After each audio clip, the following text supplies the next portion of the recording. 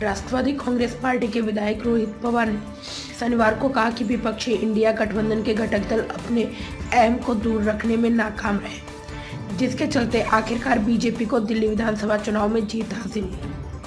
महाराष्ट्र के अहिल्यानगर जिले में करजत जामखेड़ से विधायक पवार ने सोशल मीडिया मंच एक्स पर एक पोस्ट में कहा कि इस चुनाव में 15 से अधिक सीट पर बीजेपी उम्मीदवारों की जीत का अंतर तीसरे स्थान पर रहे उम्मीदवार को मिले वोट से कम है।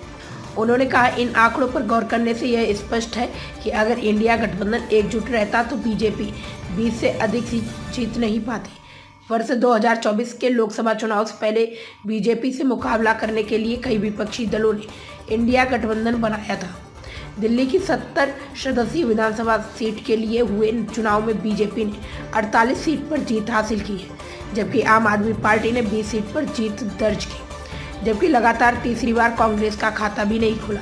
इसके अलावा उन्होंने अपने एक्स पर पोस्ट दिल्ली चुनाव परिणाम को लेकर कहा, नतीजा वाकई चौंकाने वाला है। आम आदमी पार्टी खासकर मनीष सिसोदिया ने शिक्षा और स्वास्थ्य के क्षेत्र में ऐसा काम किया है जिसे पूरे देश में एक मिसाल के तौर पर देखा गया। इसके बावजूद अगर उन्हें हार मिली है तो ये सिर्फ एक चुनावी नतीजा नहीं बल्कि विकास बनाम सत्ता और ताकत की राजनीति की लड़ाई में विकास की हार जैसा लगता है।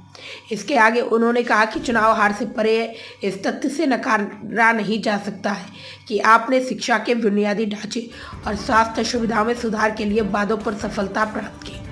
चाहे मॉडल स्कूलों या मोहल्ला क्लिनिक, दिल्ली के मतदाता निश्चित रूप से विकास की रूपरेखा सोचने के लिए प्रेरित हुए हैं। बीजेपी को जीत की बधाई, लेकिन सवाल वही रहेगा, क्या दिल्ली को अच्छे स्कूल और बेहतर स्वास्थ्य सुविधाएं, हवा साफ और स्वच्छ यमुना मिलेगी?